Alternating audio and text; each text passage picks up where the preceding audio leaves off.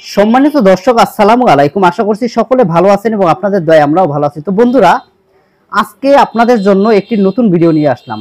অভিভাবক সম্মতিপত্র কি, কেন অভিভাবক সম্মতিপত্র প্রয়োজন হয় যে কোনো চাকরির ক্ষেত্রে, এবং আপনি কিভাবে অভিভাবক সম্মতিপত্র লিখবেন তা A to Z আজকের ভিডিওতে আমরা দেখাবো।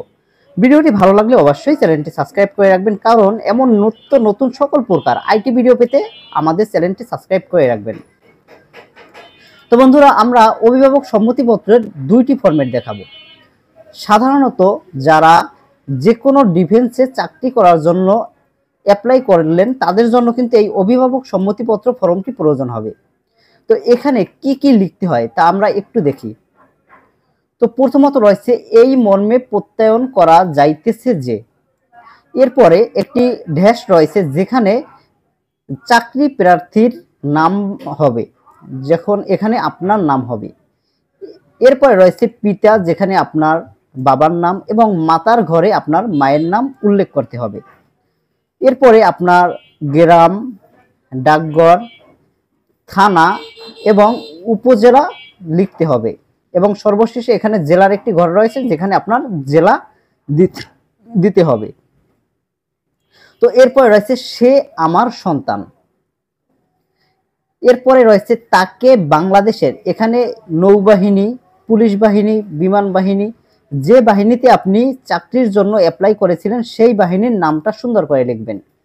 এরপরে রয়েছে বাহিনীতে নিয়োগের জন্য সজ্ঞানে সম্মতি প্রদান করিলাম। তার এই নিয়োগের ব্যাপারে আমার বা আমার পরিবারের কাহারও আপত্তি নেই, আমি তাহার সর্বাঙ্গীন মঙ্গল কামনা করছি। এরপরে এখানে তারিখ দিয়ে দিবেন, যেদিনকে জমা দিবেন সেই জমার তারিখ, এবং এখানে আপনার যে পিতা অথবা মাতা, অভিভাবক যিনি, তার একটি স্বাক্ষর দিয়ে দিবেন।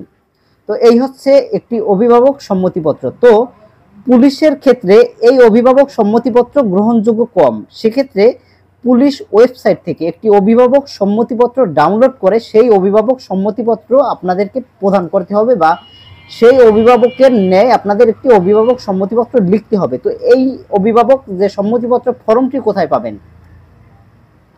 তো এখানে আপনি যে কোনো একটি ওয়েবসাইটে যাবেন, আপনার মোবাইল হোক, আপনার কম্পিউটার হোক, যে কোনো কিছুর মাধ্যমে আপনি লিখবেন POLICE police.teletalk.com.bd লিখে আপনি সার্চ বক্সে সার্চ দিবেন, তাহলে দেখবেন এমন একটি ওয়েবসাইট চলে আসবে, police.teletalk.com.bd। এই ওয়েবসাইটে আপনি চলে যাবেন।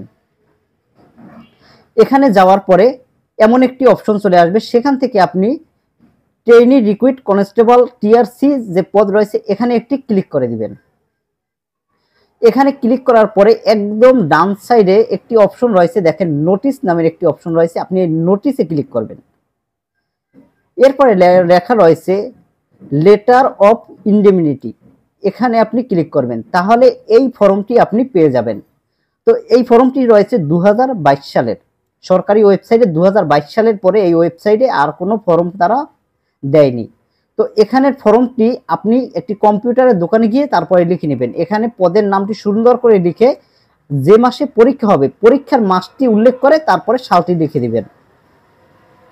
এরপরে প্রধান যেদিন করবেন সেই দিনকের তারিখ এখানে লিখতে হবে, এবং এখানে যে ট্রেনি রিকোয়েস্ট TRC পদের যে নিয়োগের যে জেলার, আপনি সেই জেলার নামটা এখানে লিখে দিবেন।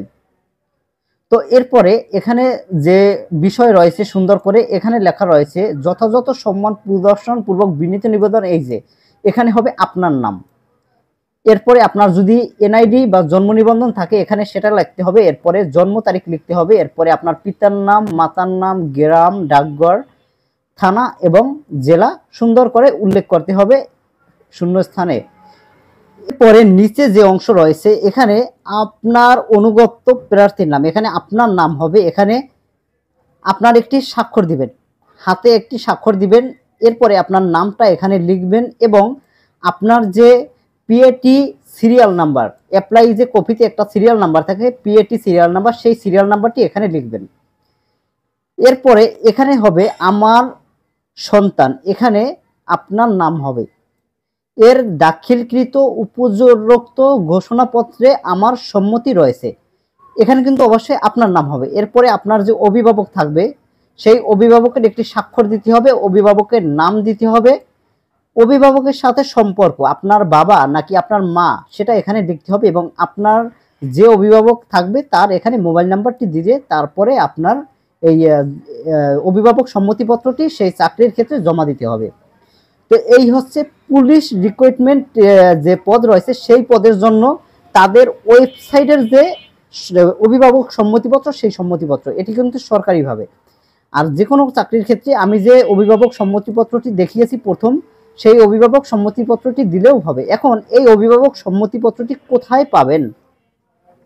তো এখানে যে কোনো কম্পিউটার দোকান থেকে আপনি চাইলে লিখতে পারেন, এটা আপনার ব্যাপার। তো আমি একদম ফ্রিতে আমার ভিডিওর ডিসক্রিপশন বক্সে একটি লিঙ্ক দিয়ে দেব, সেখান থেকে আপনি এইটি ডাউনলোড করে নিতে পারবেন। এবং অপর যে অভিভাবক সম্মতিপত্রটি দেখিয়েছি এটি আপনি পুলিশের ওয়েবসাইটে গিয়ে ডাউনলোড করতে পারবেন। তো ভিডিওটি কেমন লাগলো অবশ্যই কমেন্ট করে জানাবেন, এবং প্রতিদিন নতুন নতুন আইটি রিলেটেড ভিডিও পেতে অবশ্যই পাশে থাকা বেল আইকনটি প্রেস করে রাখবেন। তো বন্ধুরা ভালো থাকবেন, সুস্থ থাকবেন এই কামনা করে আজকের ভিডিও এখানে শেষ করছি। আল্লাহ হাফেজ।